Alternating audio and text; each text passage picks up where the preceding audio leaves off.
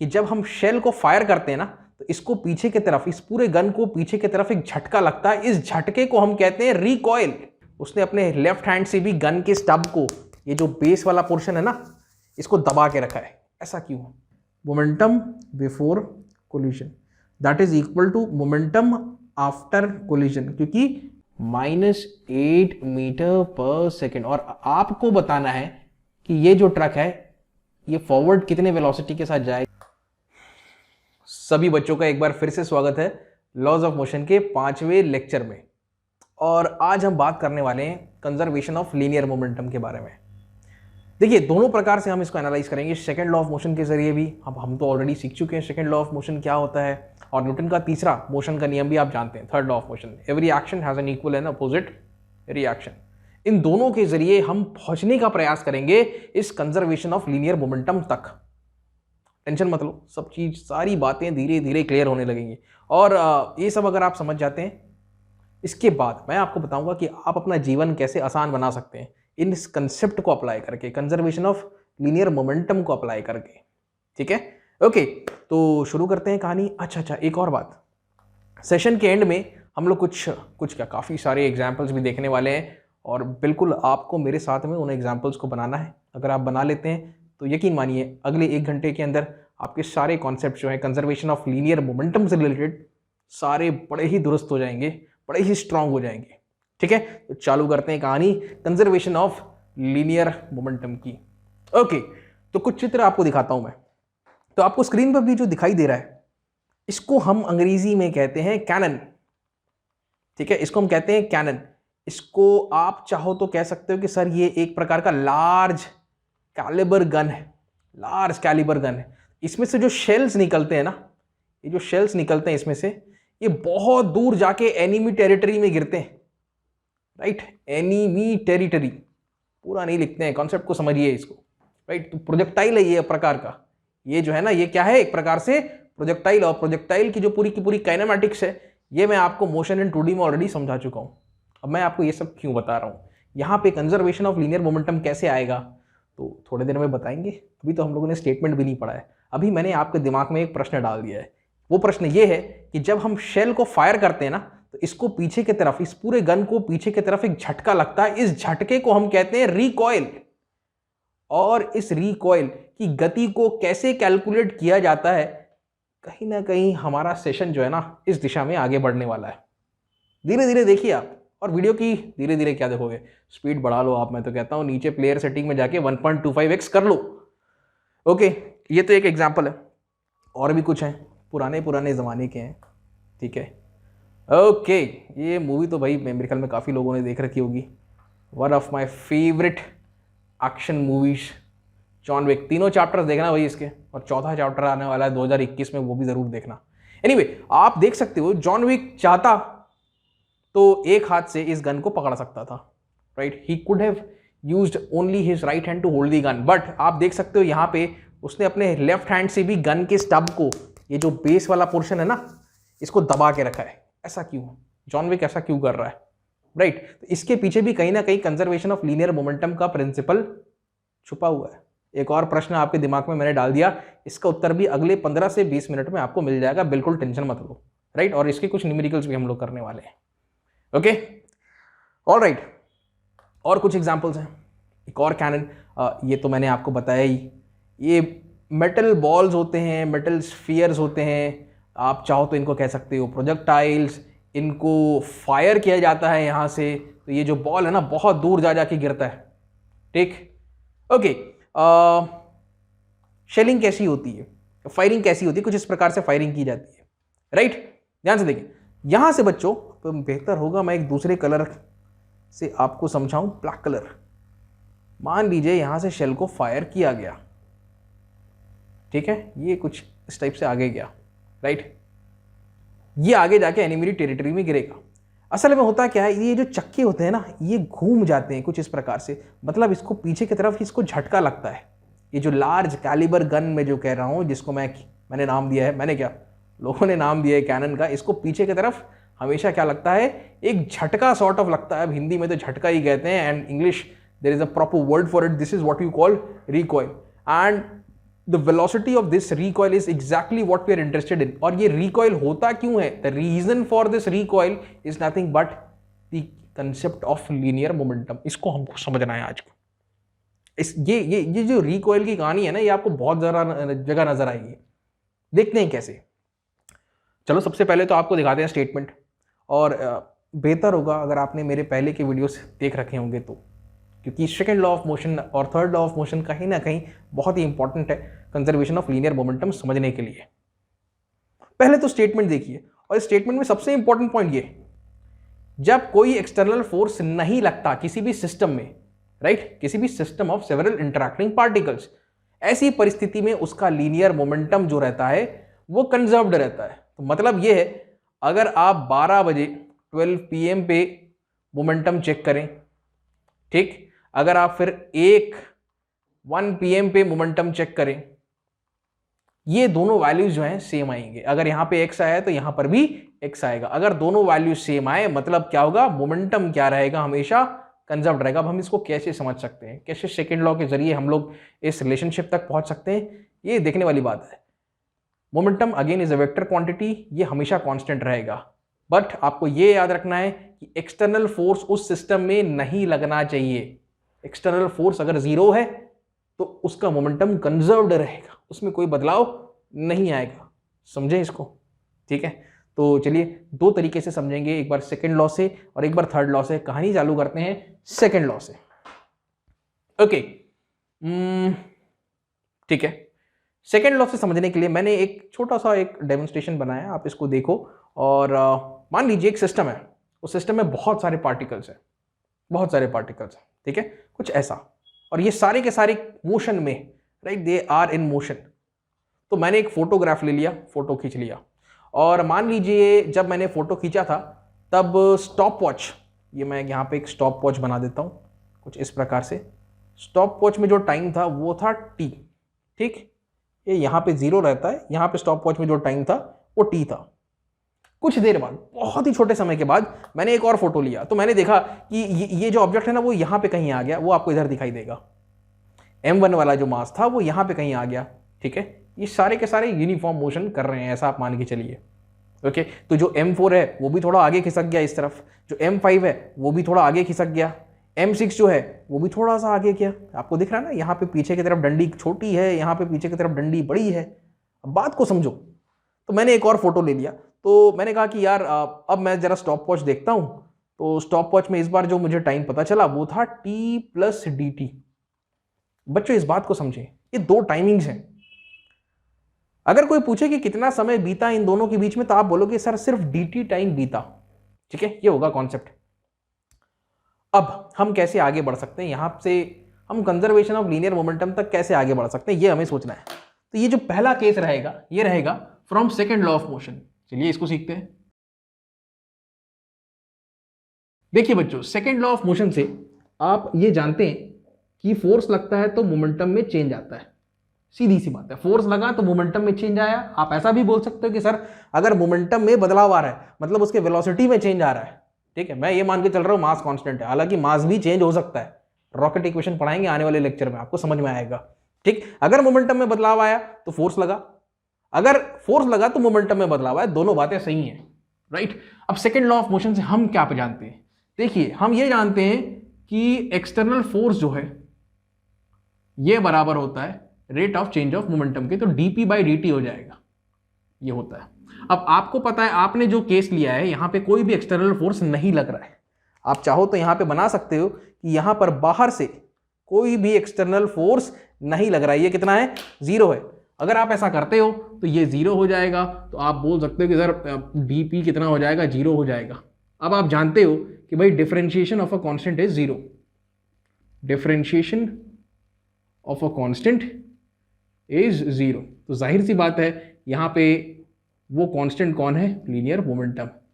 इसीलिए हम कह सकते हैं कि लीनियर मोमेंटम जो है वो क्या रहेगा? कंजर्व्ड रहेगा। तो बिल्कुल कंजर्वेशन ऑफ लीनियर मोमेंटम लग रहा है, यहां पे कोई दिक्कत नहीं है। एक तो तरीका ये है, इससे भी एक और बेहतर तरीका है, वो है थर्ड लॉ से। आपको बताते हैं, थर्ड लॉ बात करता है पेयर्स के बारे में, एक्शन रिएक्शन पेयर्स के बारे में। अब जरा उस नजरिए से भी हम लोग इसका आकलन करते हैं। ठीक है, ये बात समझ में आ गई। लीनियर मोमेंटम कैसा रहेगा, कंजर्व्ड रहेगा, मतलब एक सीधे में चलने वाला ऑब्जेक्ट की बात कर रहा हूं मैं। ओके, दूसरा देखें, यहां पे हम बात करेंगे थर्ड लॉ के नजरिए से। जल्दी से इसको समझते हैं और फिर आपको एप्लीकेशंस भी बताने। थर्ड लॉ, ये इसको कर दो आप RD और इसको बना दो आप थर्ड 3। चलिए कुछ कुछ बातें मैं आपको पहले समझा देता हूं। मैंने तो यहां पे लिख के रखी है ऑलरेडी। 2 मासेस हैं हमारे पास, राइट, M1 और M2। ऐसा है, M2 सामने है, M1 पीछे, वो M1 जो है M2 को चेस कर रहा है। तो जाहिर सी बात है अगर दोनों कोलाइड करेंगे तो ये बात पक्की है कि U1 जो है बच्चों U2 से ज्यादा रहेगा। ठीक, ओके। कुछ देर बाद M1 M2 को चेस कर लेगा तो यहां पे हो जाएगा कलिजन, और बहुत ही छोटे से पल के लिए ये दोनों एक दूसरे के संपर्क में रहेंगे। वो जो पल है उसको हम लोग डिनोट करते हैं डेल्टा टी टाइम से। It's a very very very small time, right. Delta T time के लिए दोनों कॉन्टैक्ट में रहते हैं। उस दौरान मास 1 जो है वो मास 2 पर कुछ फोर्स लगाएगा, और मास 2 जो है भाई रिएक्ट करेगा, एक्शन का रिएक्शन आएगा, वो इस पे फोर्स लगाएगा। तो देखिए यहां पे मैंने लिख के रखा है already, FBA, force on B due to A, B का मास कितना है M2, और यहां पे है force on A due to B। ठीक है, ऑन A। देखिए यहां पे जो दोनों के दोनों बॉडीज हैं इनके मासेस हैं M1 और M2। बॉडी A का मास है M1, यहां पे मैं लिख देता हूं, और बॉडी B का मास है M2। कोलिजन के बाद क्या होगा, दोनों कुछ रास्ते पकड़ लेंगे। ठीक है, सीधे में चलते रहेंगे, लेकिन दोनों के वेलोसिटीज जो है उनमें अंतर आ जाएगा, ये बात पक्की है। और बेहतर तरीके से कोलिजन को हम लोग आने वाले चैप्टर में पढ़ने वाले हैं, वर्क पावर एनर्जी में। अच्छा, अब इस बात पे ध्यान दो, फोर्स लगा, बहुत ही छोटे से टाइम ड्यूरेशन में यहां पे कंसेप्ट आता है इंपल्स का। ठीक है, हम लोग फोर्स के रिस्पेक्ट में इंपल्स कैलकुलेट करते हैं। तो यहां पे 2 फोर्सेस की बात हो रही है। अगर इसको आप एक्शन कहते हो तो इसको आप रिएक्शन बोल सकते हो। फोर्स AB और force BA, action reaction pair तो है, तो मैग्नीट्यूड तो सेम है, लेकिन थर्ड लॉ के अनुसार एक्शन अगर दाएं लगेगा तो रिएक्शन बाएं लगेगा, मतलब डायरेक्शन जो है एक दूसरे से विपरीत रहेंगे। आप अगर वेक्टर्स का सम्मान करते हैं तो आप बोल सकते हो कि sir force on object A due to B is equal to force on object B due to A। अब अगर मैं यहाँ पे वेक्टर्स का चिन्ह लगा रहा हूं, क्योंकि ये 1 डायमेंशन का केस है तो IJ के यूज करने की अभी जरूरत नहीं है, आप सिर्फ प्लस और माइनस से काम चला सकते हो। तो ये डायरेक्शन स्पेसिफाई हो गया। ठीक है, माइनस साइन से डायरेक्शन स्पेसिफाई हो गया। बच्चों अब हम क्या करते हैं, दोनों तरफ डेल्टा टी से गुणा करते हैं, मल्टीप्लाई करते हैं।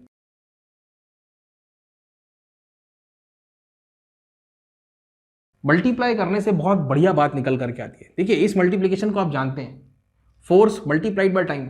अभी पिछले ही लेक्चर में मैंने आपको बताया, इसको हम कहते हैं इंपल्स। तो यहां पे जो इंपल्स निकल के आया है ये इंपल्स है फोर्स AB का, और ये जो इंपल्स निकल के आया है ये है फोर्स BA का। फोर्स AB मतलब force on A due to B, force BA मतलब force on B due to A, मतलब force on mass 1 due to this mass 2, force on mass 2 due to mass 1, right. ये forces की बात हो रही है। अब इंपल्स को हम लोग डिनोट करते हैं J से, तो इसको मैं लिखूंगा J, ये आ जाएगा J AB, मतलब इंपल्स ऑफ फोर्स AB, और यहां पे इस तरफ आ जाएगा J B A, but with a negative sign, क्योंकि वेक्टर क्वांटिटीज हैं। ऊपर आप एरोज भी लगा लीजिए बिंदास। वीडियो की स्पीड बढ़ा करके देखो, कम समय लगेगा आपको देखने में, राइट। अच्छा, आप जानते हैं हमने पढ़ा है इंपल्स मोमेंटम थ्योरम, और इंपल्स मोमेंटम थ्योरम ये कहता है कि भाई अगर फोर्स लगा है कोई भी पर्टिकुलर ड्यूरेशन के लिए तो उसके मोमेंटम में फर्क आएगा। भाई सेकंड लॉ भी यही कहता है, एक्सटर्नल फोर्स लगता है तो मोमेंटम में बदलाव आता है। ठीक है, तो फोर्स तो लगा है डेल्टा टी टाइम के लिए, तो उसके मोमेंटम में चेंज आएगा। तो देखिए ये फोर्स AB है on A due to B। ये जो फोर्स है, अगर आप बच्चों ध्यान से देखो, कहां पे लिखूं मैं, एक अलग से मैं कुछ कहानी करता हूं। देखिए फोर्स AB, ठीक, ये जो फोर्स लगा है किस में लगता है, ये लगा है ऑन मास M1, ये मास M1 में लगा है। ठीक है, तो इस मास M1 की शुरुआत में वेलोसिटी थी U1, और बाद में इसकी वेलोसिटी इस फोर्स लगने के कारण हो गई V1। तो इसके मोमेंटम में जो बदलाव आया, आप बोल सकते हो सर फाइनल हो जाएगा mv1 और इनिशियल हो जाएगा mu1। अब क्योंकि मास 1 की बात कर रहे हैं तो m1v1 माइनस m1u1। तो जिस प्रकार से मैंने FAB multiplied by delta T को इम्पल्स बोला, और इम्पल्स मोमेंटम थ्योरम के हिसाब से ये जो इम्पल्स है, ठीक है, इससे मोमेंटम में बदलाव आएगा। इनिशियल इतना था, ये फाइनल हो जाएगा। आप इसको चाहो तो लिख सकते हो m1v1 माइनस u1, और इस तरफ आ जाएगा नेगेटिव ऑफ, यहां पे JBA की बात कर रहा हूं मैं, ठीक है। तो यहां पे जो फोर्स है ना FBA, और FBA मल्टीप्लाइड बाय आप जब डेल्टा टी करते हो तो यहां पर भी मोमेंटम में बदलाव आता है। ये फोर्स किस में लग रहा है? मास m2 में लग रहा है। कौन लगा रहा है? मास m1 लगा रहा है, ठीक है। किस में लग रहा है आप इस पे ध्यान दो, m2 में लग रहा है, ठीक है, ओके। तो यहां पे लिखोगे आप m2, ठीक। तो फाइनल मोमेंटम इसका क्या हो गया? अब आप बोलोगे सर इसका तो फाइनल मोमेंटम हो गया, फाइनल वेलोसिटी हो गया v2, और इनिशियल जो वेलोसिटी था वो u2 था। तो m2v2 minus m2u2 minus m2u2, ये हो गई कहानी इसके इम्पल्स की, right. Impulse change in momentum, impulse change in momentum, and that is what is popularly known as impulse momentum theorem. Minus m2, ठीक है जी, और यहां पे आ जाएगा ये बन गया v2 माइनस u2। बहुत बढ़िया। अब आप सोच रहे होगे सर ये सब डायरेक्शन का टेंशन मत लो, जब आप प्रॉब्लम्स करोगे रियलिस्टिक तो ये सब अपने आप ऑटोमेटिकली प्लस या माइनस के साथ वर्कआउट होके आ जाएगा। प्लस के साथ वर्कआउट हुआ तो राइट हैंड साइड में, माइनस के साथ वर्कआउट हुआ तो लेफ्ट हैंड साइड में। ये तो 1D का केस है। अभी जब आपको वर्क पावर एनर्जी में मैं कोलिजन सिखाऊंगा तो वहां 2D का भी केस आ सकता है, तो वहां पे फिर वेक्टर्स की हमें मदद लेनी पड़ती है। बच्चे इसको थोड़ा सा सिंप्लीफाई करके हम लिख सकते हैं, अल्टीमेटली हमारे पास एक रिलेशनशिप बन रहा है।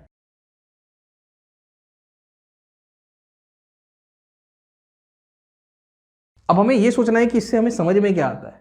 देखिए यहां पे u1 और u2 दोनों बॉडीज हैं। u1 मतलब मास 1 की मैं बात कर रहा हूं, और u2 मतलब मास 2 की बात कर रहा हूं, राइट। दोनों के पास इनिशियल वेलोसिटीज हैं और उसके करस्पॉन्डिंग उसका आएगा कुछ इनिशियल मोमेंटम। तो ये इनिशियल मोमेंटम है, momentum before collision, that is equal to momentum after collision, क्योंकि कोलिजन के बाद इनकी वेलोसिटीज बन गई v1 और v2। तो अगर ऐसा है बिफोर और कोलिजन और आफ्टर कोलिजन सेम है, मतलब मोमेंटम जो है वो एक कांस्टेंट है, वो समय के साथ उसमें कोई बदलाव नहीं आता है। लेकिन बहुत बड़ा आपको एक बात याद रखना पड़ेगा, एक्सटर्नल फोर्स क्या रहेगा? जीरो रहेगा। एक प्रकार से यहां पे मैंने मैथमेटिकली रिप्रेजेंट कर दिया statement of the conservation of linear momentum. समझ गए? ठीक है। अब समय आ गया है कुछ एप्लीकेशंस देखने का। तो सबसे पहले ये देखो आप, राइट, इसको नोट कर लिए? कर लो। देखिए सबसे पहले एक गन का एग्जांपल समझते हैं। अभी वो जॉन विक का एक प्रश्न डाला था ना आपके दिमाग में, उसका उत्तर अभी मिलने वाला है, बहुत ही शानदार। चलिए देखिए, गन के अंदर बुलेट, तो एक सिस्टम मान लो, गन बुलेट का सिस्टम मान लो। गन एक सिंगल है, ठीक है, उसके अंदर बुलेट है। जाहिर सी बात है गन और बुलेट साथ में तो रहने वाले हैं नहीं, बुलेट तो अलग होने वाला है। तो ये गन रखते हैं आपके सामने, ठीक है, ये अंदर यहाँ पे बुलेट है। गन की मैं बात करूंगा तो मैं कैपिटल लेटर्स में लिखूंगा गन का मास, गन का वेलोसिटी। जहां तक बुलेट की बात है उसके लिए स्मॉल लेटर्स का यूज करेंगे हम, बुलेट का मास, बुलेट का वेलोसिटी।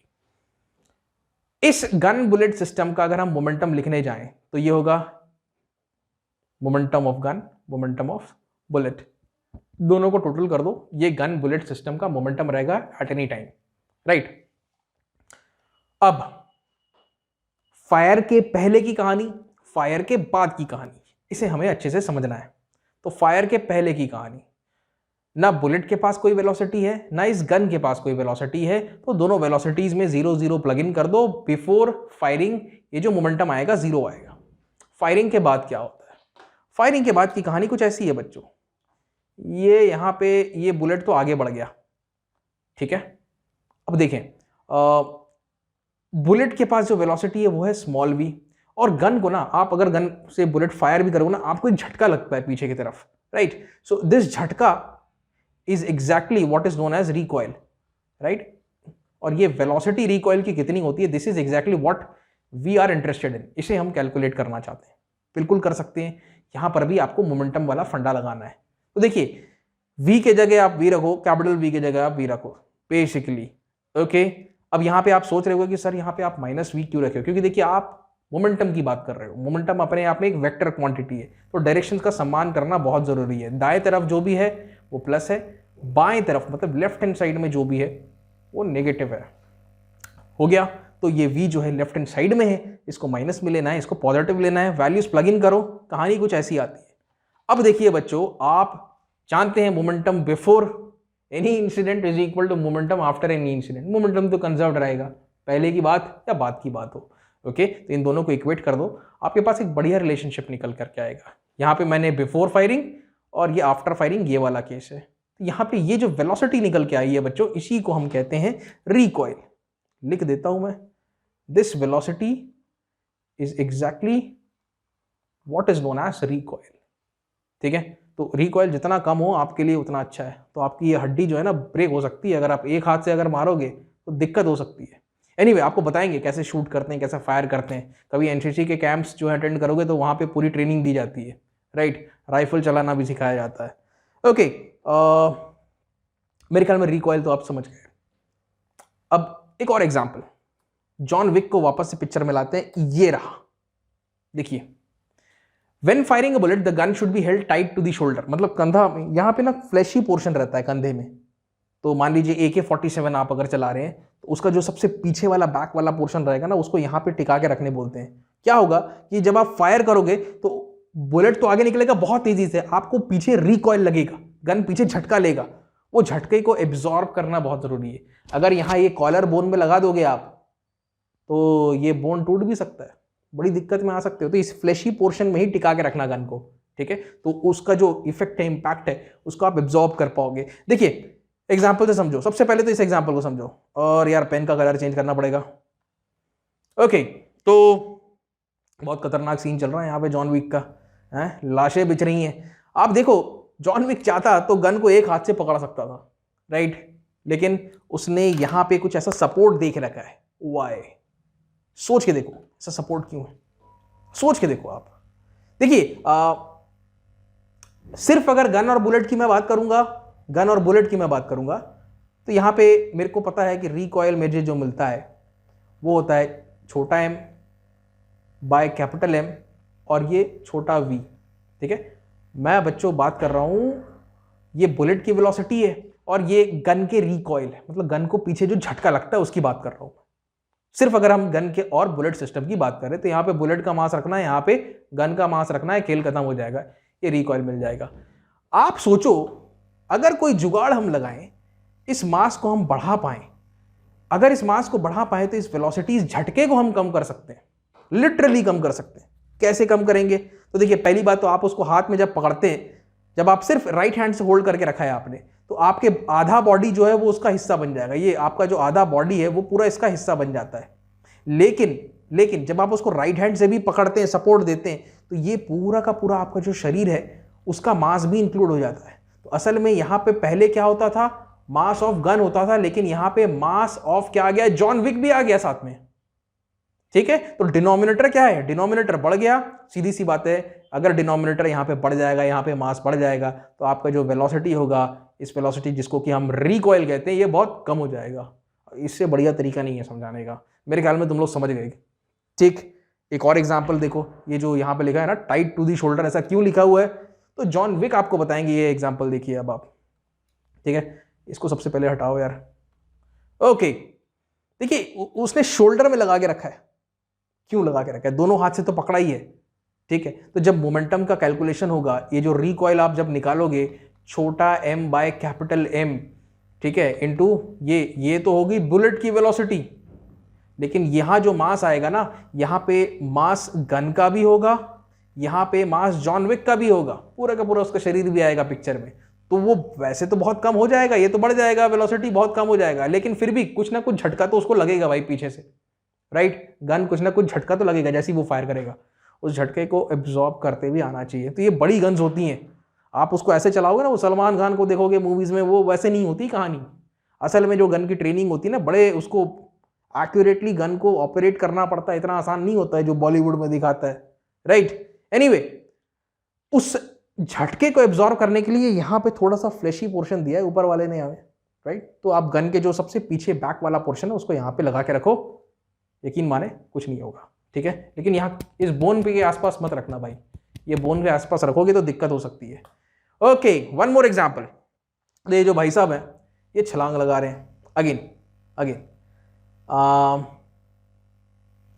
चलिए, जब ये छलांग नहीं लगाए, momentum before jumping is equal to momentum after jumping. यहां पे कौन सी दो बॉडीज हैं जो इंटरैक्ट कर रही हैं? One is this man and one is this, let's say this is, एक काम करते हैं ना बच्चों, इसको थोड़ा अच्छे तरीके से मैथमेटिकली समझते हैं। मास of the man, this is nothing but mass of the boat, right. तो शुरुआत में दोनों स्थिर अवस्था में, दोनों रुके हुए हैं, तो इनिशियल मोमेंटम मास वेलोसिटी करोगे वो तो जीरो आएगा बिफोर द जंप। एक बार उसने जंप लगा लिया, मान लो इस डायरेक्शन में जंप लगाया, ठीक है, तो ये वेलोसिटी ऑफ मैन हो गया। तो क्या होगा, बोट को भी पीछे की तरफ झटका लगेगा कुछ इस तरफ, वेलोसिटी ऑफ बोट। तो ये बोट का रिकॉइल है एक प्रकार से आप कह सकते हो, राइट। तो अब आप कुछ कन्वेंशन बना लो, कोई भी चीज अगर इस तरफ है तो उसको मान लो पॉजिटिव, कोई भी चीज अगर इस तरफ है, कोई भी चीज मतलब वेक्टर की बात कर रहा हूं, उसको आप मान लो नेगेटिव। तो देखिए यहां पे मैन जो है सामने की तरफ पॉजिटिव डायरेक्शन में है, so mass of the man, velocity of the man, ठीक है, और यहां पे आ जाएगा माइनस आ जाएगा क्योंकि ये पीछे की तरफ है, मास of the boat and velocity of the boat. ये होगी, इस इक्वेशन को आप सॉल्व करोगे तो आपको बोट की वेलोसिटी मिल जाएगी। कुछ इस प्रकार से आप ये कैलकुलेशंस कर सकते हो। अगेन कहीं ना कहीं बोट पीछे क्यों हुआ? Conservation of linear momentum. जब आप बोट से जंप लगाओगे पानी के अंदर तो बोट पीछे क्यों जाता है? The answer is conservation of linear momentum and that is the proof. और किस वेलोसिटी से बोट पीछे जाएगा? वेल, इस इक्वेशन से उस वेलोसिटी को आप कैलकुलेट कर सकते हैं। बहुत बढ़िया। एक और एग्जांपल ये देखें आप, तो ये एस्ट्रोनॉट जो है, मान लीजिए ये जिस भी स्पेसशिप में है, ठीक है, उसमें कुछ गड़बड़ी हो गई है, तो वो एक तार बांध करके क्या करता है, स्पेस में निकलता है और बाहर में कुछ कर रहा है, वो मतलब कुछ सुधार रहा है, नट बोल्ट कस रहा है, ऐसा मान लो आप, ठीक है, राइट। सो कुछ ना कुछ प्रॉब्लम आ गया, there is some glitch which he is trying to resolve, उसको सॉल्व करने का प्रयास कर रहा है वो। अब वो स्पेस में निकला हुआ है। अब बच्चों क्या होता है कि इसकी किस्मत बड़ी खराब है, ये जो है ना ये यहाँ से ब्रेक कर जाता है, ये ब्रेक कर जाता है। अब अगर ये ब्रेक कर जाएगा तो जाहिर सी बात है ये किस तरफ निकल लेगा? इस तरफ जाएगा, राइट। सडनली ये ब्रेक होता है ना, इसमें कुछ ना कुछ तनाव रहता है, टेंशन रहता है स्ट्रिंग में, तो ये क्या करता है, इसमें एक नेचुरली एक फोर्स लग जाता है, वो इस तरफ जाने लगता है। अब उसको अगर स्पेसशिप में वापस आना है तो उसको क्या करना पड़ेगा? कुछ फेंकना पड़ेगा।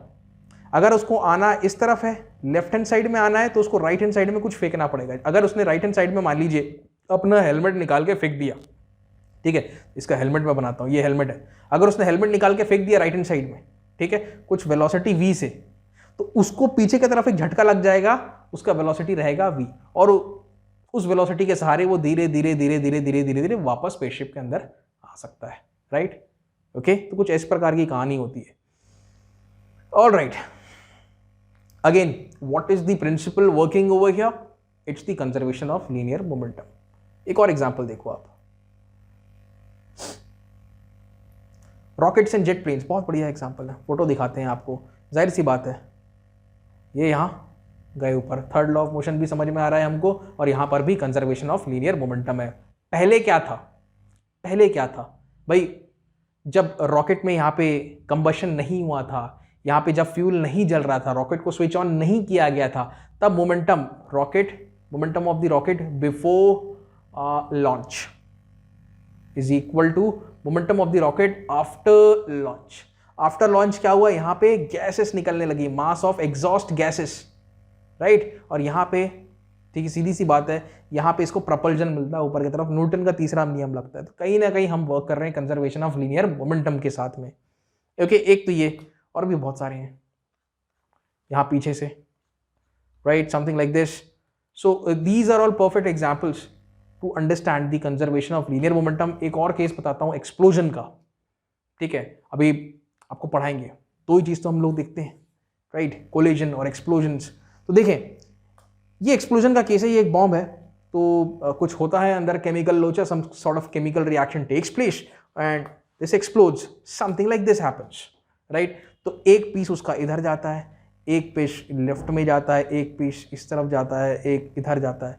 अगर आप इसके लिए बच्चों अगर एक वेक्टर पॉलीगॉन ड्रॉ करने का प्रयास करेंगे, वेक्टर पॉलीगॉन जब मैं बोल रहा हूं तो मैं ये मान के चल रहा हूं आपने मेरे चैप्टर 3 का वीडियो देख रखा है, जब मैंने आपको वेक्टर्स पढ़ाया था। चैप्टर 3 तो नहीं, मेरे ख्याल में चैप्टर 4 है वो, जब हमने मोशन एंड 2D की कहानी स्टार्ट की थी। और मैंने कहा था कि यहाँ से जो भी फिजिक्स आप आगे पढ़ने वाले हैं उसको समझने के लिए वेक्टर्स का ज्ञान होना जरूरी है, ठीक है। तो एक पीस जा रहा है इस तरफ, इसके लिए मैं ट्राइंगल बनाता हूँ, ट्राइंगल तो नहीं है, एक पॉलीगॉन है।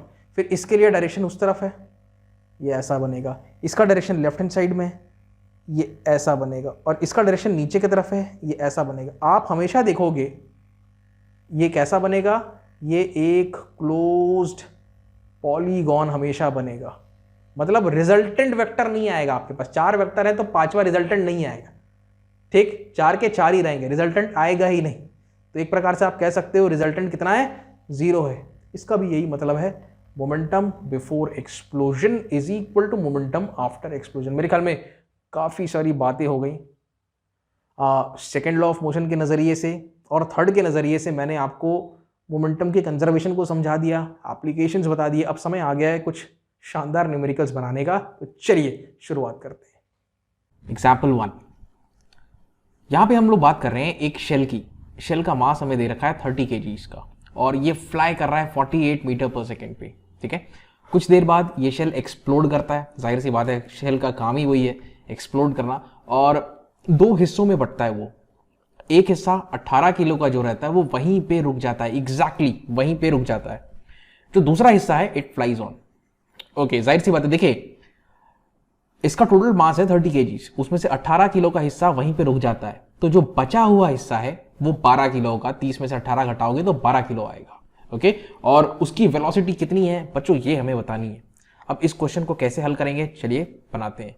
सबसे पहला काम, एक छोटा सा एनिमेशन देखो आप। एक्सप्लोजन से पहले, एक्सप्लोजन के वक्त ये दरारें पड़ने लगेंगी यहाँ पे। एक हिस्सा तो बच्चों यहीं पे रुक जाएगा, और ये तीसरा फोटो दिखाता हूं मैं आपको। एक हिस्सा यहीं पे रुक जाएगा, और जो दूसरा हिस्सा है 12 किलो का, ये आगे बढ़ जाएगा। फ्लाइज ऑन, यही कहा है क्वेश्चन में। ऑल राइट, तो थोड़ा सा इसको और मैं ड्रामेटिक बनाता हूं। तो ये जो है, ये शुरुआत में इसके पास कुछ वेलोसिटी है। कितनी वेलोसिटी है, तो इसके पास है 48 मीटर पर सेकेंड की वेलोसिटी। ये वाला जो है ब्लॉक, ये यहीं पे रुक जाता है। शेल का जो हिस्सा है 18 किलो का, वो वहीं पे रुक जाता है। दूसरा हिस्सा इट फ्लाइज ऑन। आप मान लो ये वाला जो हिस्सा है इसको आप कहते हो 1, इधर वाले हिस्से को आप कहते हो 2। तो ये वाला हो जाएगा वेलोसिटी v1, ठीक है। देखिए एक्सप्लोजन के बाद मैं v का उपयोग करूंगा, एक्सप्लोजन के पहले मैं u का उपयोग करूंगा, और उसके पहले इसको आप कह सकते हो v2। v2 बराबर कितना होगा बच्चों, यही हमें कैलकुलेट करना है। बड़ा आसान है, आपको मोमेंटम का लॉजिक लगाना है। आप जानते हैं यदि सिस्टम में मतलब इस शेल में, शेल अपने आप में एक सिस्टम है, उस सिस्टम के अंदर भी 2 सब डिविजन्स हैं, एक 18 kg का और एक 12 kg का। अगर बाहर से कोई एक्सटर्नल फोर्स नहीं लगता है तो मोमेंटम कंजर्व रहेगा। तो जो मोमेंटम एक्सप्लोजन से पहले था वही मोमेंटम एक्सप्लोजन के बाद में भी रहेगा। तो पहले तो मोमेंटम का फॉर्मूला लिख दिया जाए, P is equal to mass into velocity. Again vector quantity है, बिल्कुल ध्यान रखना है आपको इस बात का, अच्छी बात है। तो बिफोर एक्सप्लोजन क्या है, मोमेंटम, ठीक है। तो P लिख रहा हूं मैं वेक्टर साइन के साथ, before explosion is equal to, देखिए मास इंटू वेलोसिटी होता है, तो मास हो जाएगा 30, वेलोसिटी हो जाएगा इसका 48। जो भी आंसर आएगा इसको हम लोग को यहाँ पे लिख लेना है। तो 30 इंटू 48 अगर मैं करता हूं तो ये वैल्यू निकल करके आता है 1440, 1440। ये आएगा आपका kg मीटर पर सेकेंड में। पहली चीज हो गई। एक्सप्लोजन के बाद आप देख सकते हैं यहां पे, अब हम इसको बनाते हैं। देखें, एक तो ये 18 किलो वाला हिस्सा है, ये हो गया उसका मास। उसका वेलोसिटी कितना है, तो वो है 0 मीटर पर सेकेंड। तो ये हो गई उसकी वेलोसिटी, एक चीज तो ये हुआ। दूसरा प्लस यहां पे 12 किलो वाला जो हिस्सा है उसका वेलोसिटी है v2, तो आप लिखो मास और वेलोसिटी v2, बिंदास। बस आपको इस इक्वेशन को सॉल्व कर लेना है, काम हो जाएगा आपका। आप जानते हैं जैसे आपने यहां पे लिखा है बिफोर एक्सप्लोजन, वैसे ही प्यारे बच्चों आप लिख सकते हो momentum after explosion is equal to this much, and you know very well that momentum is equal to momentum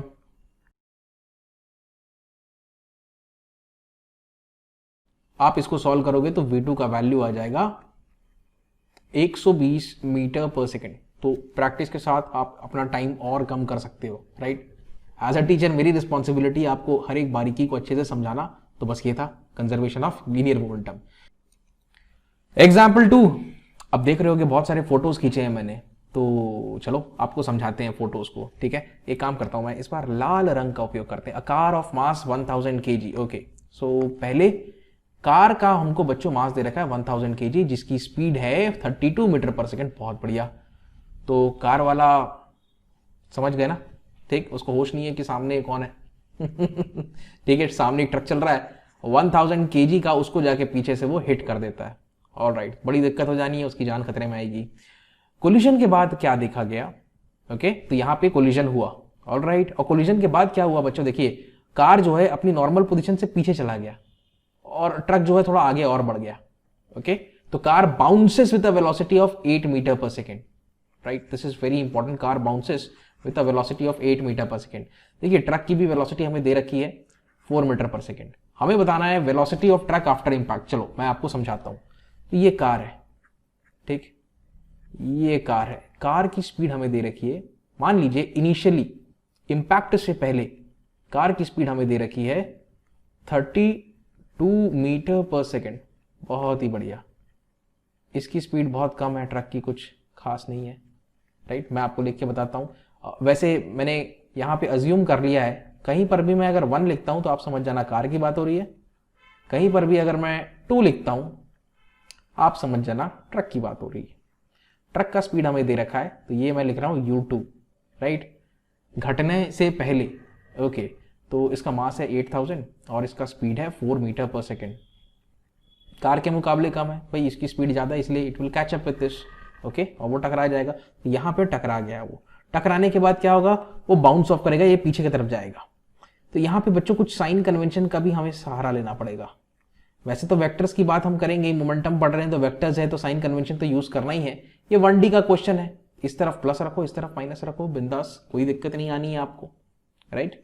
okay, अब देखें यहां पे ये पीछे जाएगा, इट बाउंसेस ऑफ लिखा है ना, ये ऐसा पीछे गया। किस वेलोसिटी के साथ ये पीछे जाता है कार? तो ये लिखा है 8 मीटर पर सेकेंड। तो बच्चों यहां पे आपको ये घटने के बाद, ये जैसे इनिशियल था ना, राइट, बिफोर क्रैशिंग, एंड ये दिस इज आफ्टर क्रैशिंग। तो V2 बराबर कितना हो जाएगा? V2 बराबर हो जाएगा, वैसे इसका वैल्यू हो जाएगा -8 मीटर पर सेकेंड। और आपको बताना है कि ये जो ट्रक है ये फॉरवर्ड कितने वेलोसिटी के साथ जाएगा, दैट इज ये V2 मेरे को इसको लिखना चाहिए और ये जो है इसको मुझे V1 लिखना चाहिए। अब सही है, ऑलराइट। तो अगेन मोमेंटम इस वाले कंडीशन में that is before crashing, momentum इस वाले कंडीशन में दैट इज आफ्टर क्रैशिंग। तो इसको मैं कुछ ऐसे लिखता हूं, मोमेंटम बिफोर क्रैशिंग कितना रहेगा? देखिए, इसका मास हमें देखना पड़ेगा, मास इंटू वेलोसिटी, मास इंटू वेलोसिटी, राइट। तो कार की जहां तक बात है, कार का मास हमको दे रखा है 1000 kg, ट्रक का मास हमको दे रखा है 8000 kg। बहुत ही बढ़िया, 1000 और ये 32, मास 32 प्लस यहां पे 8000 और 4, 8000 हो गया और ये हो गया 4, 8 चौक 32, ये तो 32 ही, 32 हो गए 64। तो देखें बच्चों, ये आ गया आपका 64,000। सीधा फंडा लगाना है। अगर आपको यूनिट चाहिए तो मैं लिख देता हूं kg मीटर प्रति सेकेंड। दूसरा केस देखें, यहां पे हम लोग मोमेंटम कैलकुलेट करेंगे आफ्टर क्रैश। तो यहां पे क्या क्या आ जाएगा? कार का 1000 है मुझे पता है, तो आप लिखो मास और यहां पे लिखो -8। Vectors, momentum is a vector quantity, तो आपको ध्यान रखना है आपका वेलोसिटी राइट जा रहा है, लेफ्ट जा रहा है, उस बात का ख्याल रखेंगे। दूसरी बात, इसके वेलोसिटी के बारे में तो आपको कुछ पता नहीं, हाँ ये जरूर पता है कि ट्रक का मास सर 8000 kg है, तो आप लिखो प्लस मास, मास कितना है 8000 है और इसकी वेलोसिटी कितनी है सर V2 है। डायरेक्शन का हिसाब किताब अपने आप पता लग जाएगा। अब क्वेश्चन को फाइनली मैं इस तरफ जाके सॉल्व कर देता हूं, मोमेंटम एरो के साथ before crashing is equal to momentum after crashing. तो यहां पे LHS में आप देख रहे हो ये आ गया है हमारे पास 64,000 बराबर आफ्टर क्रैशिंग -8,000 प्लस 8,000 V2। आपको इसको सॉल्व कर लेना है, ठीक है। तो मैं इसको एक स्टेप नीचे कर देता हूं, ये इधर चले जाएगा, 8 पर ऐड हो जाएगा तो ये हो जाएगा 72,000 is equal to 8,000 V2 and on solving this you are going to get the value of V2 as 8 9 is 72 9 metre पर सेकेंड। आंसर पॉजिटिव ही आया है, ठीक है।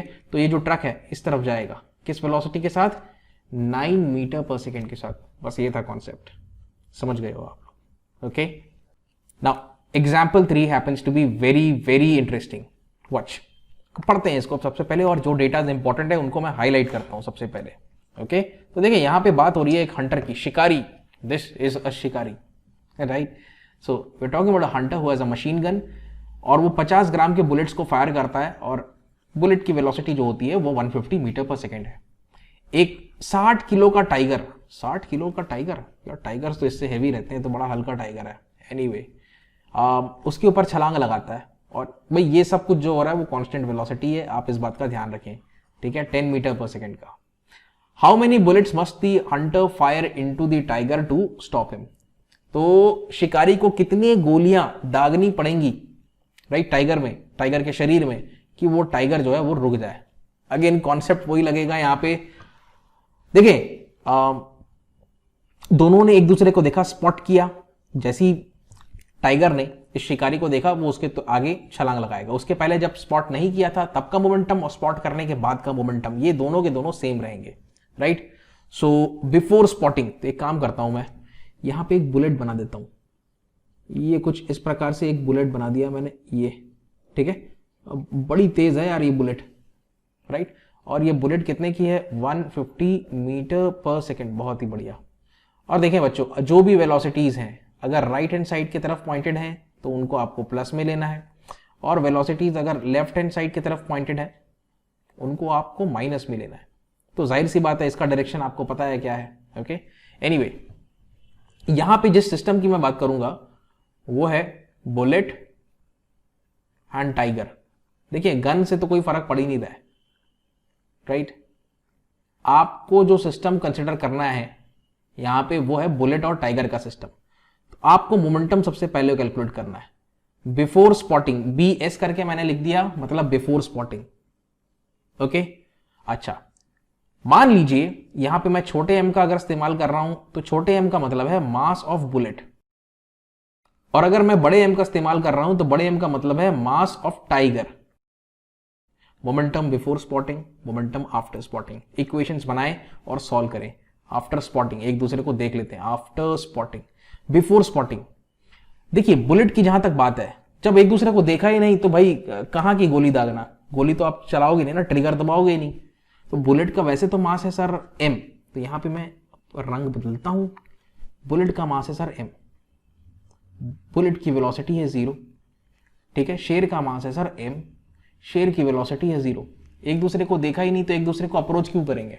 हाँ, जब एक दूसरे को देख लिया तो शिकारी तो वही है, निशाना लगा रहा है, राइट, बुलेट फायर करेगा वो, और बुलेट से मतलब है मेरे को, शिकारी से भी मतलब नहीं, उसके गन से भी मतलब नहीं, बुलेट से मतलब है।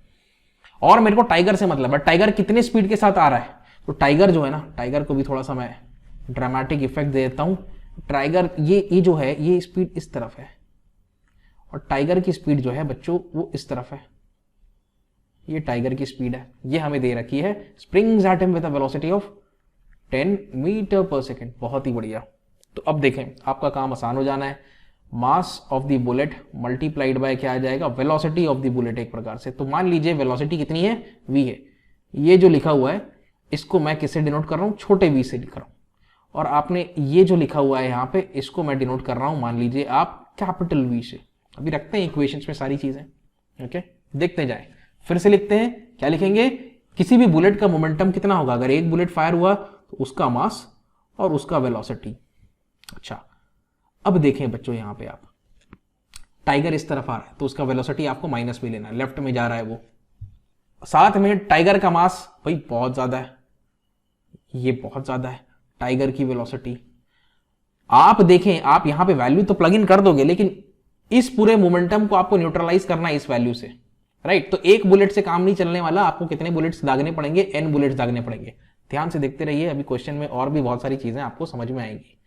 तो बच्चों LHS में तो आ गया 0, अब RHS में क्या आएगा ये देखें, n, ठीक है। मास ऑफ द बुलेट 50 ग्राम है, तो 50 को आप 1000 से भाग कर दो, कितना हो जाएगा 0.05, इतना kg हो जाएगा। क्या 50 को हम लोग को 100 से 1000 से डिवाइड करना है, तो 0.05 आ गया। साथ में उसकी वेलोसिटी, भाई आपको पता है 150 की वेलोसिटी है, तो यहां पे मैं लिख देता हूं 150। अब देखें मास ऑफ द टाइगर, तो टाइगर का मास है भाई ये 60 किलो दे रखा है, ये हो गया 60 किलो। साथ में टाइगर की वेलोसिटी ये लेफ्ट हैंड साइड में है, तो यहां पे बच्चों आपको लिखना पड़ेगा -10। यार देखो अभी तक जितने भी क्वेश्चंस हम लोगों ने किए हैं वो सारे के सारे 1D के। 1D के क्वेश्चन में इस तरफ प्लस इस तरफ माइनस, काम चल जाता है। लेकिन अगर 2 डायमेंशन का क्वेश्चन आएगा तो वहां पे आप I, J इनका इस्तेमाल करेंगे। अगर 3 डायमेंशन का क्वेश्चन आएगा तो वहां पे I, J, K इन तीनों का इस्तेमाल करेंगे, काम बड़े ही आसानी से आपका हो जाना है। तो जो मैंने थ्योरी में सिखाया ना, सब कुछ बढ़िया तरीके से भी अप्लाई करते हैं, बस आपको इस इक्वेशन को सॉल्व करना है। आप देख सकते हो यहाँ पे ये -600 बन रहा है, तो किसी ना किसी तरीके से यहाँ पे भी आपका +600 बनना है, तब जाके ये दोनों मिलकर के रिजल्टेंट मोमेंटम कितना आएगा, पूरे सिस्टम का, बुलेट और टाइगर का 0 आएगा, राइट। ये before they spot each other and after they spot each other, after the bullet is fired, ऐसा कह सकते हो। बस इतनी तो कहानी है, इसको सॉल्व करें, चलिए करते हैं। n का वैल्यू मैं सीधा डायरेक्टली लिखता हूं, n बराबर हो जाएगा बच्चों, this is going to be, ये हो जाएगा -600 क्या है तो प्लस हो जाएगा, उस तरफ चले जाएगा तो, और डिवाइडेड बाय हो जाएगा 0.05 मल्टीप्लाइड बाय 150। तो हमको यहां से समझ में आएगा कि कितने बुलेट्स दागने हैं, 600 को 150, 600 बटे आंसर ये आ जाएगा बच्चों 80। So you need to fire as many as 80 bullets to neutralize the tiger. So again, example 4, here we go. Again, we are talking about a shell or a bomb, right? तो bomb जो है वो initially rest पे है, very important, highlight कर लो।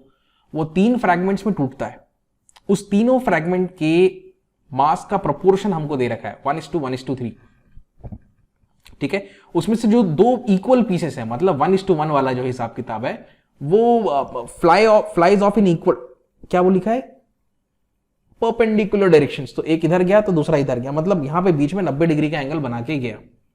अभी मैं दिखाऊंगा आपको एनिमेशन में, राइट। और दोनों की स्पीड कितनी है, 30 मीटर पर सेकेंड। हमें बतानी है भाई what is the velocity of heavier segment, heavier segment की वेलोसिटी कितनी है, ये बताना है हमें। Okay, no big deal, no big deal. Right now the velocity is 0 meters पर सेकेंड। तो अगर आपको मोमेंटम इसका कैलकुलेट करना है before the explosion, it's going to be very easy. उसका मास है 1 kg, उसका वेलोसिटी है 0, so obviously the momentum is going to B 0। Explosion के बाद भी मोमेंटम रिजल्टेंट जो रहेगा वो 0 रहेगा, बस यही तो फिलॉसफी है। इसके जरिए हम कुछ वैल्यूज कैलकुलेट कर लेते हैं। अच्छा, एक्सप्लोजन के समय ऐसा मान लो आपकी दरार बन जाती है, यहाँ पे एक हिस्सा फिर इधर फेंकाएगा, एक हिस्सा इधर फेंकाएगा। अब आपको दिखाता हूं, कुछ ऐसा होता है, ठीक। The two pieces of equal mass fly off perpendicular to each other with a speed of 30 meter पर सेकेंड। देखिए ये दो तो सामने गए, तो तीसरा पीस तो जाहिर सी बात है, अगर आप कॉमन सेंस लगाओगे वो पीछे की तरफ आएगा। अगर आपको नहीं भी पता पीछे की तरफ आएगा तो आपका आंसर जो है वो माइनस में आएगा। इसका साफ साफ ये मतलब है कि उसका डायरेक्शन कहां है, वेलोसिटी का पीछे की तरफ है। आप देखोगे कि इसका आंसर माइनस में आएगा। अगर मैं ये नहीं भी मानता कि ये पीछे जाएगा, मेरा आंसर मेरे को ये इंडिकेट करेगा कि भाई आपका जो ऑब्जेक्ट था, ये जो हेवियर फ्रैगमेंट था, उसको पीछे ही जाना पड़ेगा और कोई चारा नहीं है। देखते हैं, ठीक है। अच्छा, मैं सबसे पहले एक काम करता हूं, यहां पे मैं एक डॉट बना लेता हूं, ठीक है। और बच्चों यहां पे बेहतर होगा एक कोऑर्डिनेट सिस्टम हम बना पाए। ये मैंने बना लिया horizontal, right, and they fly off and the fragments are in this fashion. अब देखें आप यहां पे क्या होगा, ध्यान से देखें, बड़ा इंटरेस्टिंग क्वेश्चन है। एक फ्रेगमेंट यहां पे गया, इसकी वेलोसिटी हमको दे रखी है, कितनी दे रखी है, तो भाई साहब ये 30 मीटर पर सेकेंड है। कितना, this is going to be 30 meter पर सेकेंड, लवली। दूसरा फ्रेगमेंट जो है वो यहां पे,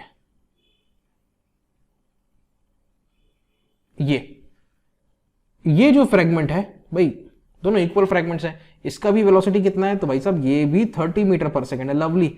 एक काम करता हूं ना मैं, इसको मैं कहता हूं फ्रेगमेंट 1, इसको मैं कहता हूं फ्रेगमेंट 2, इसको मैं कहता हूं फ्रेगमेंट 3। और तीनों के मासेस को तो सबसे पहले कैलकुलेट करना है। मास कैलकुलेट करने के लिए थोड़ा सा रंग बदलते हैं हम।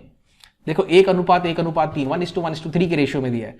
अगर आपको मास 1 कैलकुलेट करना है, ठीक है, सबसे पहले तो 1 लिखो divided by 1 + 1 + 3 multiplied by total mass है कितना, आप ये देखो, तो भाई वो है 1 kg का, तो ये 345 1/5 हो जाएगा, 0.2 किलो। सेम लॉजिक अब आपको M2 के लिए लगाना है। M2 के लिए आप इसको लोगे न्यूमरेटर में, बाकी डिनोमिनेटर तो वही रहेगा। M3 के लिए अब आप न्यूमरेटर में 3 को लोगे। अच्छा ये कितना आ जाएगा, देखिए ये आ जाएगा आपका 0.2 मल्टीप्लाइड बाई 3 0.6। बहुत ही सुंदर, ठीक। तो यहां पे इसका मास मैं लिख देता हूं, कितना है ये 0.2 kg लिख देते हैं वहीं पे डायग्राम में। अब काम खत्म हो जाएगा यार, हमारा भी काम आसान होना, ठीक है। इसका मास कितना है, ये 0.6, तो दिस इज 0.6 kg। और ये किस वेलोसिटी के साथ, वैसे तो मैं सिर्फ इसको V3 लिखूं वही सही है, ठीक है, ओके। अब आफ्टर एक्सप्लोजन की कहानी लिखते हैं, उसको बिफोर एक्सप्लोजन से इक्वेट करते हैं, आपका आंसर आ जाएगा। बनाए, चलो बनाते हैं। Let's have the black colour, okay. कहाँ लिखूं, देखो अभी थोड़ी देर पहले मैंने आपको बताया था कि भाई अगर 1D का क्वेश्चन है तो बिंदास प्लस माइनस से काम चलाओ, चाहो तो आई का इस्तेमाल कर सकते हो ना, यूनिट वेक्टर आई। 2D का क्वेश्चन जब होता है तो आप आई और जे का इस्तेमाल करें जहां तक संभव हो। देखिए बच्चों, आप क्या कर सकते हैं पता है, आप इसको ब्रेक कर सकते हैं ऐसे कंपोनेंट्स में, लाइक दिस, इसको भी ब्रेक कर सकते हैं कंपोनेंट्स में। एक मोमेंटम का कंपोनेंट राइट में, एक मोमेंटम का कंपोनेंट बॉटम में। अब मैं बता रहा हूं यहां पे क्या हो रहा है आपको एग्जैक्टली, ध्यान से देखिए। अगर मैं बात करता हूं इसके मोमेंटम की, देखिए पहली बात ना, इसको मैं ध्यान से देखना है आपको। 0.2 kg आ गया, बिल्कुल ठीक है। वेलोसिटी आ गया, बिल्कुल ठीक है, कोई दिक्कत नहीं, नो बिग डील। हमें बात करनी है मोमेंटम की। बच्चों देखें, हमें इसका मास दे रखा है 0.2 kg, हमें इसका वेलोसिटी दे रखा है 30 मीटर/सेकेंड। दे फ्लाई ऑफ टेंजेंशियली, ये कुछ ऐसा है, ये कुछ ऐसा है। यहां पे भी कुछ एंगल बनेगा, यहां पे भी कुछ एंगल बनेगा। एक बात का ख्याल रखें, 90 डिग्री के एंगल पे जा रहे हैं, ठीक है। ये 45 डिग्रीज हो गया, ये 45 डिग्रीज हो गया, राइट, ये पीछे आ गया, ओके। सीधा आ रहा था बिल्कुल, और दोनों 90 डिग्री के एंगल पे एक दूसरे से बना के निकल जाते हैं। अब आप देखें यहां पे क्या हो रहा है। इसका अगर आप मोमेंटम कैलकुलेट करोगे, 0.2 मल्टीप्लाइड बाय 30 करोगे, कितना, 0.2 मल्टीप्लाइड बाय 30, ये आ जाएगा 6, ठीक। तो ये 6 kg मीटर/सेकेंड। अब ये असल में जो हमने कैलकुलेट किया ये मोमेंटम है। फिर से इधर भी हमारे पास है 0.2 kg और इस वाले का हमारे पास स्पीड है 30 मीटर/सेकेंड, ये हमें को पता है। अगर मैं मोमेंटम कैलकुलेट करने जाऊं तो यहां पर भी मुझे करना पड़ेगा 0.2 मल्टीप्लाइड बाय 30। ये आंसर आएगा कितना, ये आएगा आपका 6 kg मीटर/सेकेंड। बहुत बढ़िया, okay, better to highlight this. ये मोमेंटम है, ठीक, ये मोमेंटम है, ओके। चाहो तो इसका भी मोमेंटम लिख दो आप, क्या लिखोगे, 0.6v3। यार इसको भी हाईलाइट करते हैं, अच्छे से समझे बॉम्ब वाले क्वेश्चन को, ओके। अब आप क्या करो, इसके कंपोनेंट्स डिवाइड कर दो। एक हो जाएगा यहां पे, ये 45 डिग्री का एंगल है, ये बात तो जाहिर है, 6 cos 45 आई कैप। राइट हैंड साइड में गया तो आई कैप, लेफ्ट हैंड साइड में गया तो माइनस आई कैप, ऊपर गया तो जे कैप, नीचे गया तो माइनस जे कैप। यहां पे लिख लो आप 6 sin 45 जे कैप। अब यहां पे देखो, ये भी 6 आया है, यहां पे एंगल कितना आएगा, ये भी 45 रहेगा। 6 cos 45 आई कैप, और यहां पे माइनस जे कैप लगेगा क्योंकि नीचे है, तो एक सीधा मैं लिख रहा हूं -6 sin 45 जे कैप। तो ये है पूरा हिसाब किताब, आपको वेक्टर्स को फॉलो करना है। Momentum before explosion is equal to momentum after explosion, बस यही कहानी है। ठीक है, तो लगाते हैं momentum before explosion is equal to momentum after explosion. देखते जाओ बस आप, बिफोर एक्सप्लोजन आपको पता है मोमेंटम कितना है भाई, वो तो 0 है। आफ्टर एक्सप्लोजन तो सबसे पहले तो इसका लिखते हैं। ठीक है, आपको नहीं पता ये लेफ्ट में आया है, मुझे पता है लेकिन आपको नहीं पता, तो आप क्या करो, आप लिखो इसको बिंदास सर, यहाँ पे मोमेंटम आएगा 0.6 v3। ठीक है, वेक्टर के साथ में लिखो, मतलब आपको IJK का हिसाब किताब आ जाएगा, आपको पता चल जाएगा। अब देखें यहाँ पे जो मोमेंटम है इसके कंपोनेंट्स हैं, एक इस तरफ है एक इस तरफ है। लिखोगे कैसे अल्टीमेटली, वेक्टर्स की भाषा में कैसे लिखोगे, आप लिखोगे 6 cos 45 i cap plus 6 sin 45 j cap. इसको मैं लिख रहा हूं प्लस, अब आप इसको देखो, इधर का तीनों का लिखना है, 3 का लिख लिए, 2 का लिख लिया, 1 का लिखिए। 6 cos 45 i cap minus 6 sin 45 j cap. बच्चों देखें एक बात तो जाहिर है, यहाँ पे कुछ कुछ कैंसिल हो रहा है, 6 sin 45 j और यहाँ पर भी कैंसिल हो रहा है, ये दोनों ऐड हो जाएगा। ठीक है, तो इसको मैं अच्छे से लिखता हूं, 0 is equal to 0.6 v3 vector के साथ में plus 6 cos 45 i cap, 6 cos 45 i cap, ये हो जाएगा 12 cos 45 i कैप। अल्टीमेटली आपको v3 की वैल्यू मिल जाएगी माइनस में, ये मैं ब्रैकेट लगा लेता हूं, 12 cos 45 और यहां आ जाएगा डिवाइड में 0.6 और ये आ जाएगा i कैप। इसको आपको सॉल्व कर लेना है, आंसर आएगा लगभग 10√2 या फिर 14.14। ठीक है, और वो भी माइनस में। हमारे पास v3 का वैल्यू आ गया, v3 का वैल्यू कितना आया, माइनस 14.14 आई कैप मीटर पर सेकेंड। आपको मैग्नीट्यूड से अगर मतलब है तो सिर्फ इस पे ध्यान दो, आई कैप को आप छोड़ो, आप ये तो यूनिडायरेक्शनल है। ठीक, सिर्फ एक्स एक्सिस में हो रही है कहानी। अगले सवाल में बात हो रही है गन की, जिसका हमें मास पता है 10 kg और इससे एक बुलेट फायर होगा 30 ग्राम्स का, जिसकी वेलोसिटी होगी 330 मीटर पर सेकेंड। फिर से एक गन है जिसका मास आपको पता है 10 kg, उसमें से बुलेट निकलता है, बुलेट का मास हमको दे रखा है 30 ग्राम्स, बहुत कम होगा, वेलोसिटी बहुत ज्यादा होगी। With what velocity does the run recoil? Recoil अभी तो पढ़ा है आपने, रिकॉइल जो झटका लगता है ना आपको पीछे की तरफ, ठीक, उस झटके की वेलोसिटी आपने कैलकुलेट करनी है। अब साथ में ये भी बताना है मोमेंटम फायर करने से पहले और मोमेंटम फायर करने के बाद कितना रहेगा। तो यार देखो वो तो 0 रहेगा, फायर करने से पहले तो दोनों स्थिर अवस्था में रहेंगे, बुलेट गन के अंदर रहेगा, गन स्थिर है बुलेट स्थिर है, तो मोमेंटम भी 0 आ जाएगा। ओके, सो एक काम करते हैं, 2 केसेस हैं यहां पे, दिस इज यहां पे ऐसा लिखता हूं मैं, before firing after firing, right. Before firing अगर आपको मोमेंटम कैलकुलेट करना है तो मैं ऐसा लिख देता हूं, momentum before firing is equal to, let's say कि m मतलब मास ऑफ गन है और छोटा m से मतलब है हमारा बुलेट का। बहुत सही, ओके, तो फटाफट करते हैं। तो गन का मास कितना है सर, m है, उसकी वेलोसिटी कितनी है शुरुआत में फायर करने से पहले, कुछ नहीं है, बिल्कुल सही। बुलेट का मास m, कोई वेलोसिटी है नहीं, वो तो अंदर है गन के, आपने तो ट्रिगर दबाया ही नहीं है, तो काहे की वेलोसिटी। हाँ, लेकिन एक बार आप ट्रिगर दबा देते हो, जब बुलेट गन का बैरल छोड़ देता है, वो आगे जब बढ़ जाता है, उसके बाद क्या होगा कहानी, ये देखो, ये बुलेट है, ये बुलेट बड़ी तेजी से आगे बढ़ रहा है भाई। अब ये बुलेट की वेलोसिटी हमको दे रखी है 330 मीटर प्रति सेकेंड, हमें बताना है ये गन को जब पीछे की तरफ झटका लगेगा इसका वेलोसिटी कितना है। तो देखिए मोमेंटम तो बिफोर फायरिंग ये तो 0 ही रहेगा, आफ्टर फायरिंग भी 0 ही रहेगा, लॉजिक तो यही कहता है। तो इसको बनाते हैं, मोमेंटम आफ्टर फायर, तो मास of the gun, velocity of the gun, इसी वेलोसिटी को बच्चों हम कहते हैं, वी कॉल दिस रिकॉइल। समझ में आया। अब यहां पे प्लस लिखो, mass of the bullet multiplied by the velocity of the bullet, this is how you need to approach the question. अब इन सारी वैल्यूज को यहां पे आप प्लग इन कर लो। तो मास ऑफ द गन कितनी है भाई, ये 10 है, आप लिखो सीधा 10 भी है सर, हो गया, खेल खत्म।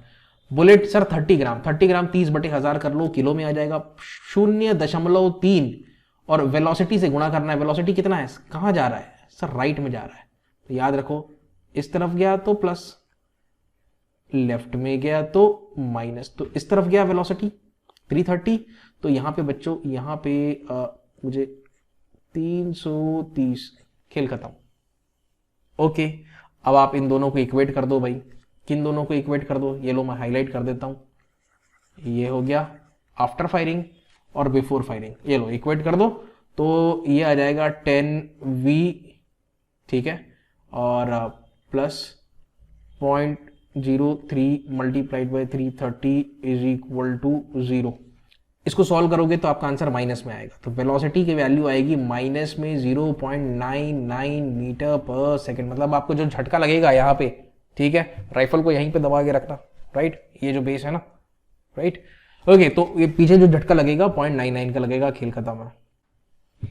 ओके, तो लास्ट क्वेश्चन में जो ऑब्जेक्ट्स हैं जिनको पे आपको ध्यान रखना है, वो है गन, वो है बुलेट, वो है ब्लॉक।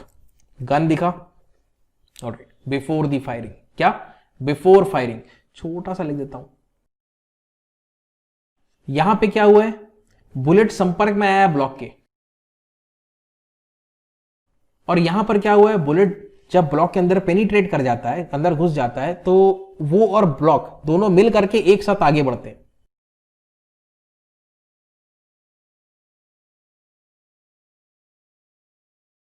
अगेन इसको अप्रोच कैसे करना है, हमें तो इस बारे में सोचना है।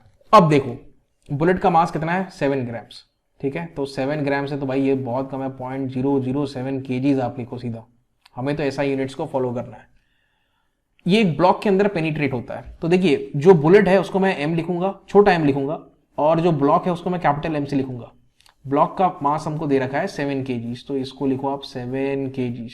Secondly, block is free to move, alright. Impact के बाद, ये जो इंपैक्ट हुआ, इंपैक्ट के बाद बुलेट और ब्लॉक की वेलोसिटी कितनी हो जाती है, ये हो जाती है 70 मीटर पर सेकेंड। तो ये देखो, ये दोनों मिल करके आगे बढ़ते हैं, ये जो गति हमको दे रखी है दिस इज 70 मीटर पर सेकेंड, 70 मीटर पर सेकेंड, लवली। देखिए हमें यहां पे कैलकुलेट करनी है बुलेट की इनिशियल वेलोसिटी, मतलब मान लो बुलेट यहां पे था, ठीक है, ये बुलेट यहां पे था, ठीक, इसकी वेलोसिटी कुछ थी, मान लो ये u है, यहां पर ये अभी अप्रोच करेगा, फिर इसको हिट करेगा, फिर हिट करने के बाद वो पूरा अंदर घुस जाएगा, फिर बुलेट और ब्लॉक दोनों मिलकर के आगे बढ़ेंगे, फिर वो कहानी होगी। आप क्या करो, बिफोर हिटिंग, आफ्टर हिटिंग, मैं फिर से लगा रहा हूं equation, momentum of the entire system before hitting is equal to momentum of the entire system after hitting, ये लॉजिक को लगाना है आपको। अब यहां पे सिस्टम कौन सा लोगे आप, भाई बच्चों आप याद रखें, आप सिस्टम लेंगे उसमें रहेगा एक बुलेट, गन पे तो कोई फर्क पड़ ही नहीं रहा है, दूसरा सिस्टम में रहेगा आपका ब्लॉक, इन दोनों चीजों पे आपको ध्यान रखना है, ठीक, बस काम हो जाना है। तो before hitting and after hitting, अब मैं पेन चेंज करता हूं, यहां से इक्वेशन बनाना स्टार्ट करते हैं। तो देखिए बिफोर हिटिंग सिर्फ वेलोसिटी किसके पास है, यहां पे बुलेट के पास है, बुलेट का मास कितना है सर 0.07, तो 0.007, और यहां वेलोसिटी कितनी है, u है, हमें नहीं पता डायरेक्शन के बारे में, वो अपने आप वर्कआउट हो जाएगा। 1D का क्वेश्चन है तो प्लस माइनस से काम चलाओ, राइट में प्लस, लेफ्ट में माइनस। अच्छा, इसके साथ में ये जो ब्लॉक है, अभी क्योंकि बुलेट और ब्लॉक का सिस्टम में ले रहा हूं तो सम्मान देना पड़ेगा, ब्लॉक का मास कितना है 7 kgs, तो 7 लिखो, लेकिन उसके पास कोई वेलोसिटी है क्या, नहीं है सर, 0, टकराने से पहले कोई वेलोसिटी थी नहीं, हाँ टकराने के बाद बुलेट और ब्लॉक साथ में हो जाते हैं, एज अ टीम काम करते हैं, उन दोनों की वेलोसिटी जो है वो सेम रहेगी, एज अ टीम है। तो यहां पे मैं लिख सकता हूं क्या, यहां पे मैं ब्लॉक का मास और बुलेट का मास दोनों को मैंने लिखा, और दोनों मिल करके एक साथ 70 की स्पीड से आगे बढ़ते हैं, तो यहां पे आप लिख दो 70। आपने बस इस इक्वेशन को सॉल्व कर लेना है और खेल खत्म हो जाएगा। मैं आपको सॉल्व करके बताता हूं u की वैल्यू कितनी आएगी, ठीक। तो 7 प्लस 0.007, ये आता है 7.007, और ये मल्टीप्लाई होगा 70 से, जो कि डिवाइड होगा फाइनली 0.007 से, खेल खत्म। ये है 70070, ये आती है आपकी वेलोसिटी 70070 मीटर पर सेकेंड।